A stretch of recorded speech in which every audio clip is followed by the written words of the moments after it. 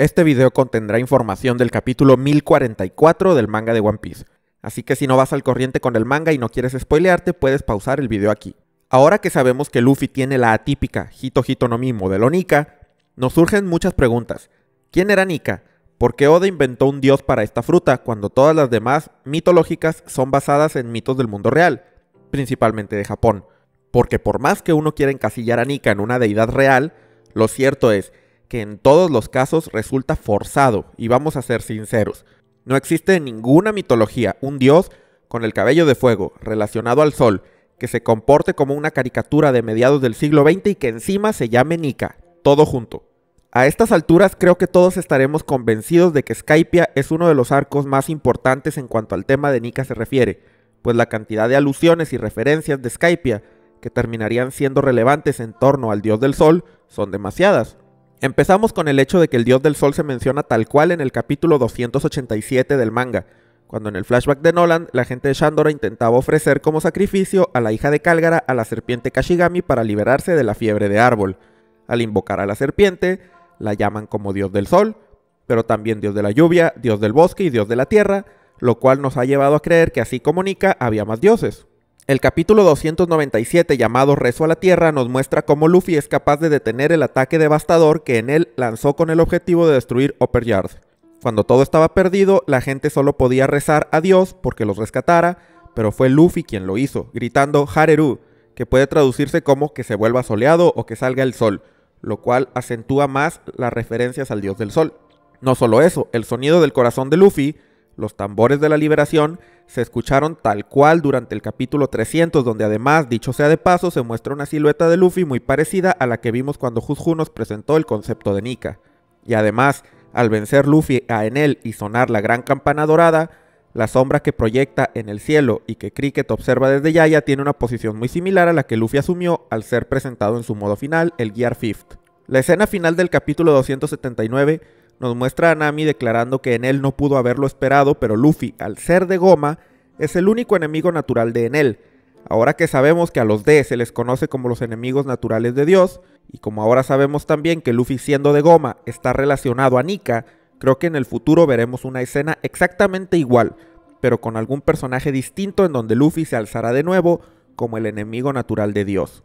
Uno de los elementos predominantes durante la saga de Skypiea es la historia de Noland el Mentiroso, la cual es conocida por casi todos los habitantes del North Blue, pues es un cuento para niños bastante antiguo, pero que resultó ser verdad, o al menos en parte, pues sabemos que Noland decía la verdad, y el cuento está diseñado específicamente para desprestigiarlo, cosa que es bastante sospechosa y es tema de un video que hice en el pasado y te dejaré en la descripción si te interesa revisar. Esta vez lo que quiero llamar es la atención no a Noland, sino al cuento, al hecho de que en One Piece hay historias que están registradas en la forma de cuentos para niños, siendo la de Noland un ejemplo de ello, pero también la historieta del periódico del Guerrero de Mar Zora, la cual tiene el objetivo de ensalzar los valores de la marina, pues Zora es retratado justamente como un héroe de dicha organización. Pero si Skypiea es una saga llena de referencias a Nika, ¿no será que el mismo Nika es un personaje de historietas? No es tan descabellado si pensamos en que al despertar la fruta Hito Hito no Mi modelo Nika, el usuario se comporta como si fuera una caricatura. Dudo que un dios real tuviera tales propiedades y más bien lo que creo es que Nika, siendo un dios que Oda se sacó de la manga, es una pista de que en realidad Nika en efecto no era un personaje real, era el protagonista de una historieta del siglo vacío. Era un mito, sí, pero un mito diferente. Y esa historieta tenía un propósito. Así como en nuestro mundo los trabajos de ficción suelen no solo entretener sino servir como un medio de crítica social y política, que en ocasiones sirven como estandarte para difundir los ideales de una nación o un grupo social. En One Piece, en el periodo previo al siglo vacío, había un clima hostil y de esclavitud en el mundo y Nika, el guerrero de la liberación, quien lleva felicidad a los esclavos, pudo ser una historia que se volvió popular entre las razas oprimidas del mundo. Sabemos que los Gyojin eran discriminados y usados como esclavos desde hace mucho, y no fue sino hasta hace 200 años que dejaron de ser considerados peces por el gobierno mundial. Y no tenemos razón alguna para pensar que esto no era así hace más de 900 años también. Los Tontata de hecho nos contaron explícitamente que ellos eran esclavos de la familia Don Quijote en el periodo previo al siglo vacío. Sabiendo esto, es claro que la humanidad dominaba el mundo y usaba a las demás razas como mano de obra, sin importarle su bienestar. Joy Boy, quien es una figura predominante del siglo vacío, pudo ser la inspiración para el cómic de Nika, pero también existe la posibilidad de que el caso contrario fuera cierto, es decir, que Joy Boy también fuera un fan de las aventuras de Nika y usara esa inspiración para las acciones que realizó en el siglo vacío. Fisher Tiger fue un esclavo y después de eso decidió crear los Piratas del Sol. ¿Será esa una referencia a que Joy Boy también fue un esclavo que eventualmente se liberó y decidió llevar el mito del dios del sol Nika al mundo real? ¿Llevar al mundo al amanecer? Si Joy Boy también admiraba a Nika o pretendía llevar sus ideales al mundo, quién sabe, tal vez fue un poco más allá. Tal vez en algún momento Joy Boy decidió crear un parque temático inspirado en esas historias y esa es la teoría que quiero presentar hoy. Creo que uno de los objetivos de Joy Boy era crear un parque al cual llamaré por ahora Nikaland y que su promesa con Poseidón fue la de llevar a todos los Gyojin a visitar dicho lugar. Suena loco, lo sé, pero pensemos un poco. Los Gyojin tienen una extraña fijación con dos cosas: contemplar la luz del sol y visitar el parque de diversiones Shabondi Park. Keimi soñaba con ir a ese lugar y vimos lo feliz que fue mientras subía a la rueda de la fortuna. Pero ella no es la única. Arlong, Hachi, Shu y Korobi, todos soñaban con entrar al parque y se nos ha dicho que todos los niños Gyojin lo anhelan. Es tanto su deseo que Arlong fundó su propio Arlong Park en el East Blue y este hecho se nos remarca durante el mismo arco de Shabondi. Al mismo tiempo, los Gyojin adultos sueñan con recibir la luz del sol proveniente de la superficie e igual que Keimi en la rueda de la fortuna, podemos ver a Shirahoshi durante el arco del Reverie emocionarse enormemente y llorar de la felicidad por ver la inmensidad del mar y el sol naciente. Entonces, ¿qué tal si estos sueños son parte en realidad de una misma cosa? ¿Qué tal si el anhelo de más de 800 años de las razas Gyojin y Ningyo era visitar el parque de diversiones del dios del sol, Nikaland, y el Arca Noa era el medio por el cual serían llevados ahí? Al final, el plan fracasó y todo lo que queda en el presente es el arca, una carta de disculpa en la forma de un poneglyph y un sueño latente en el corazón de todo Gyojin. Quiero ver la luz del sol, quiero ir al parque de diversiones, pero en el presente ninguno sabe de dónde viene ese sueño ancestral. En línea con esta teoría, incluso podría ser que la isla final, Laugh Tale, sea el sitio donde iba a estar Nikaland, y el reino antiguo, cuyo nombre no puede ser pronunciado y es tan peligroso que Clover fue asesinado al intentar decirlo, sea justamente ese, Nikaland.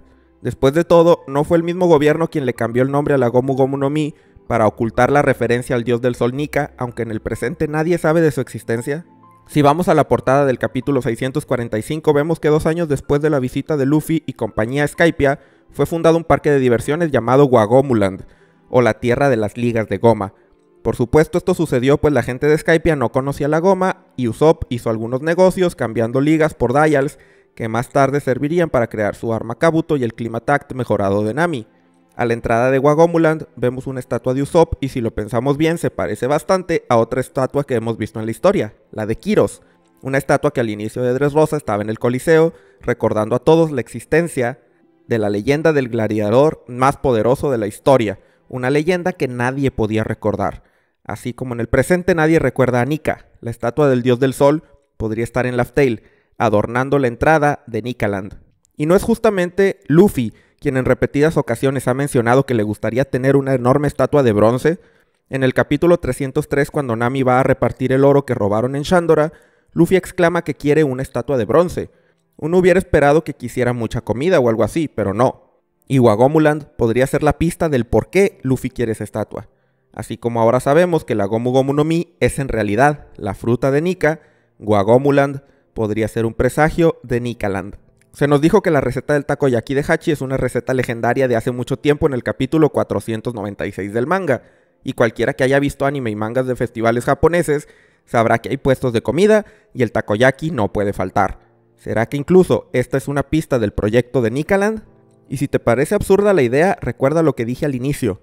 Nika no era solo un cómic, Nikaland no es solo una feria, es un ideal, es la representación de la libertad, del sol, del sueño de los esclavos y las razas oprimidas del mundo de ser felices y vivir en paz. Nikaland es entonces la manifestación del sueño de muchos, una idea que no se pudo llevar a cabo y cuya construcción quedó sin terminar en algún lugar del mundo esperando a que alguien termine la promesa. Espero que te haya gustado este video y si fue así agradeceré tu like. ¿Crees que veremos a Nikaland en el futuro? ¿Será ese el nombre del reino antiguo o tendrá algo que ver con él o con la promesa de Joy Boy? Déjame todas tus teorías en los comentarios y suscríbete al canal para más contenido de One Piece. Como es costumbre, agradezco enormemente a todos los miembros del canal, a López, Ramón Parra, Steven de la Torre, Isaac Buzo, David Gina, Darian 25, Luis Mira, Miguel Pérez, Yoyo, Iván, Miguel Cuda, Gibran Villa, Soy Dani Barrios, Brian JRCR, Mi 22, Jerónimo Angiolillo, Agustín, Vomitus 404, Mr. Don Luffy, Natorrin, César Omar, Tiago Suárez, Cocoma, Terre Segundos, Cristian Ledesma Candazos, Mar Díaz, Andrés Miñán, Mr. Hugo, Osep D, Pancho López, Adán Álvarez, Federico Juárez, Víctor Vaso, Sarmi, Ezequiel Martínez, Jof Kuhn, Ociel Aguirre, Alejandro González, Chico Trueno, No Se Llama, Nomad, Yan David Cabañas, Benjamín Bustos, José MPP y Gabriel Cracher. Si deseas unirte a los miembros y aparecer en los agradecimientos al final de cada video, así como tener acceso anticipado a todos mis videos antes de su publicación oficial, haz clic en el botón de unirse o en el enlace que dejaré en la descripción de este video. Muchas gracias por quedarte hasta el final y nos vemos en el próximo video.